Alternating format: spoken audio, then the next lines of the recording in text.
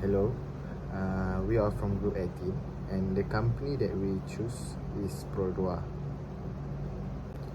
As you can see here, this is our group members: Ikmal Shabinu Akmal, Nuriana Afika, Faiz Irfan, Nur Nabila Zulaika and Farid Razman. And the first part is our talk about introductions.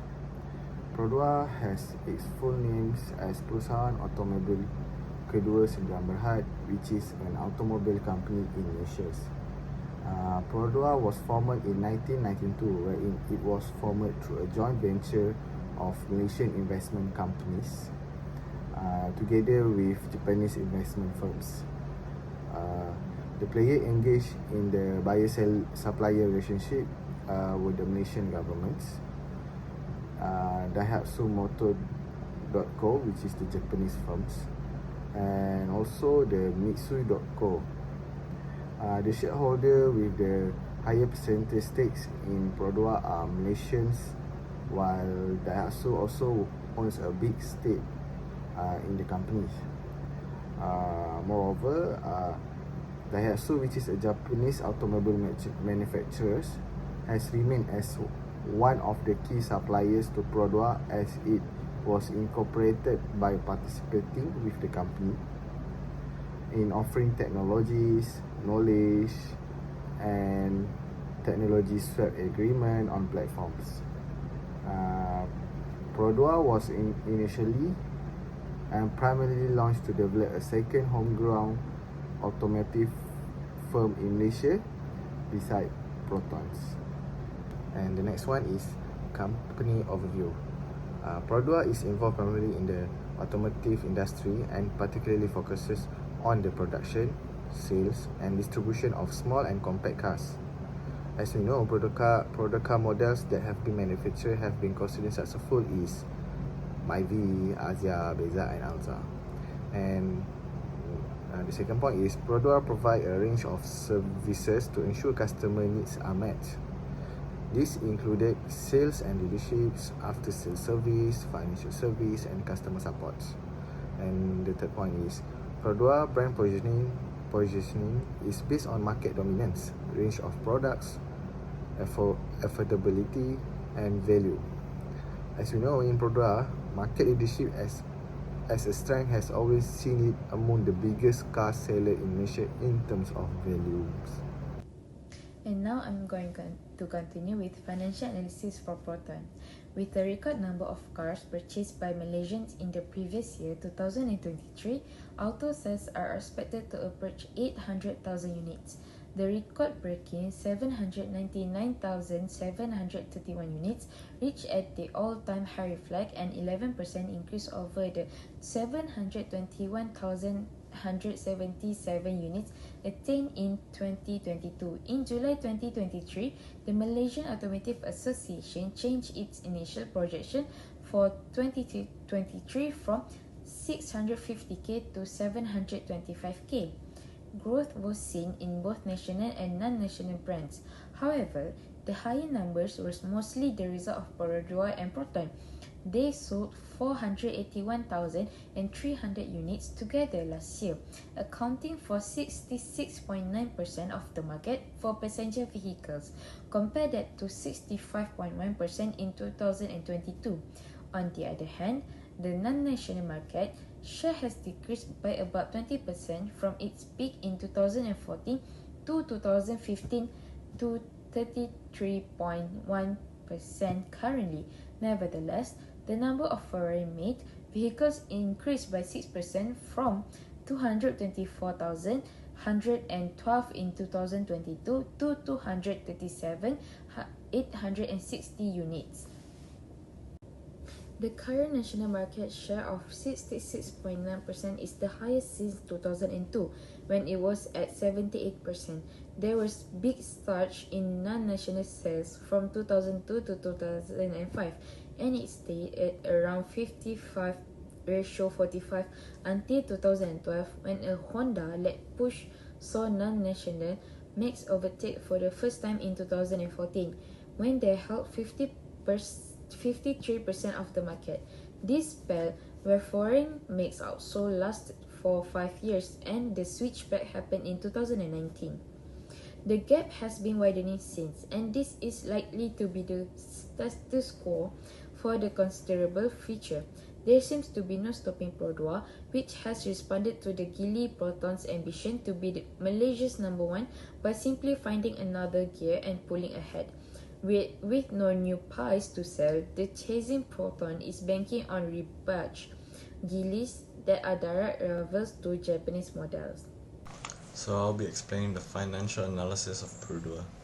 So the first ratio we'll be going through is liquidity ratio, and the first one will be current ratio. The formula is current asset divided by current liabilities. As you can see, in 2021 it starts really high, the number, and as the years goes by it gradually decreases. Same as the quick ratio, which is current asset minus inventory divided by current liabilities.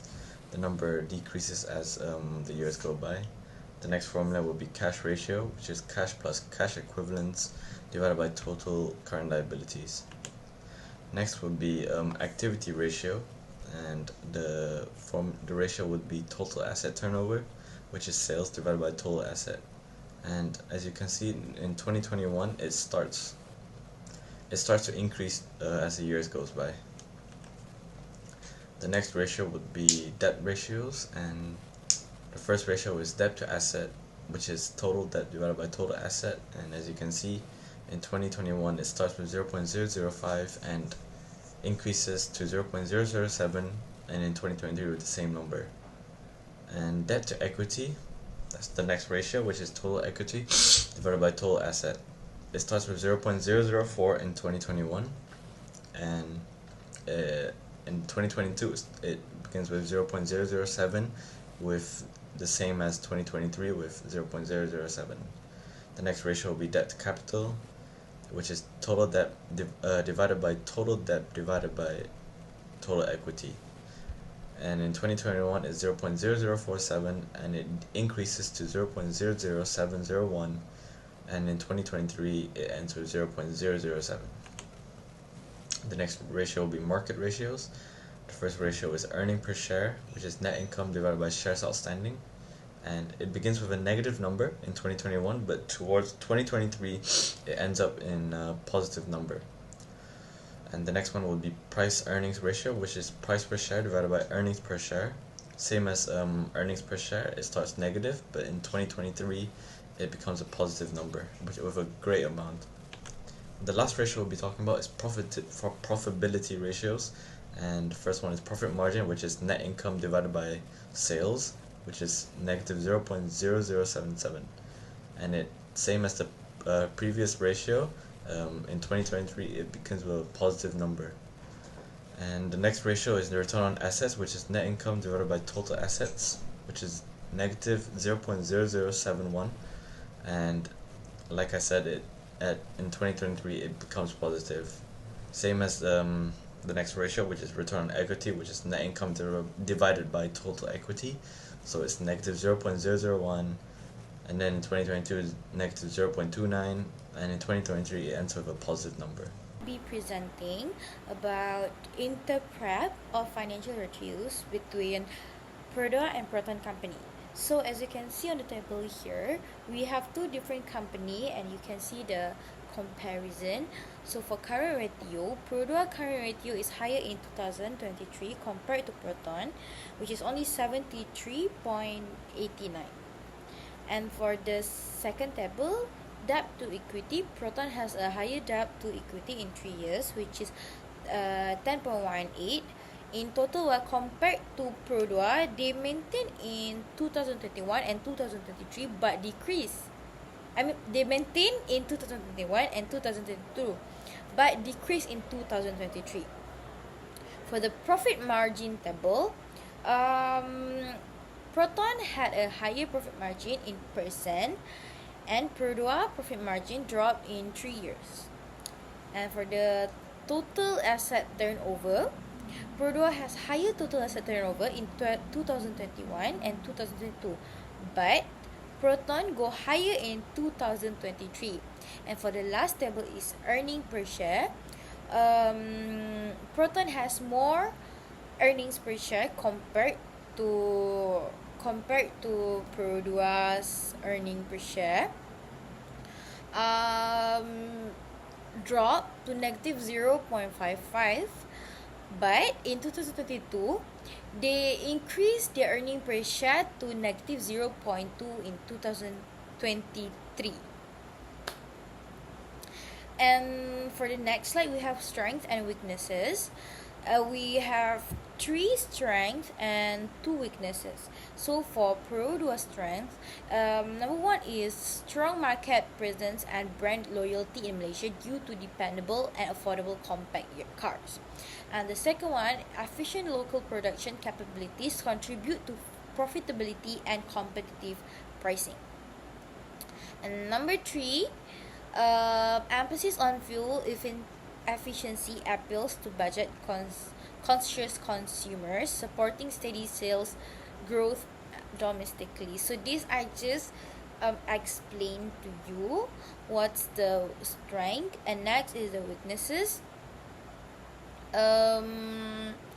Limited product variety and low foreign market penetration hinder diversification of revenue streams and international expansion efforts. And the last one is reliance on the Malaysian market exposes vulnerability to economic fluctuation and local market situation. So that's all from me, and I will pass this to my next presenter. Now I will be explaining the investment evaluation. We will mainly be focusing on the profitability ratio and the market ratio. For the profitability ratio, the profit margin has improved from negative 16.2% to 0.3% in 2023, which is a huge increasement. The return on equity and return on assets turned positive, quite low at 0.8%. As for the market ratio, the earnings per share turned positive in 2023, reflecting improved profitability per share. And the high price to earnings ratio of 65,153.84 in 2023 suggests that the market price shares is quite high compared to company earnings. Now, the results show that the company could be a potential pioneer in the future. Competitive positioning is improving, but could be enhanced more. And to invest in the company would be a slight risk. Moving on to the recommendation. Uh, as Perdue's financial analysis has its ups and downs, if I were an investor, I would suggest to hold shares. This is due to a few factors. First being the dividend payout trends. For the past 3 years, it has been increasing tremendously every year from 2021 being at 101 million to last year at 211 million, showing a positive trajectory. Other than that, the market share is quite strong. The PERODUA holds 40% market share in Malaysia itself, which is a huge competitive advantage. And also, the overvalued shares could be a slight disadvantage as the high price to earning ratios suggest a possible overvalued shares. Now, why I would suggest to hold shares is because as an investor, you will get continued dividend payments. You will also get a potential future growth, which means it could be a huge profit for you in the upcoming years. And it is completely risk-free. You can avoid the risks associated with purchasing additional shares. And for the next part is conclusions. The data that we achieve from this report is PERODUA exhibits stronger liquidity ratios from 2021 to 2023.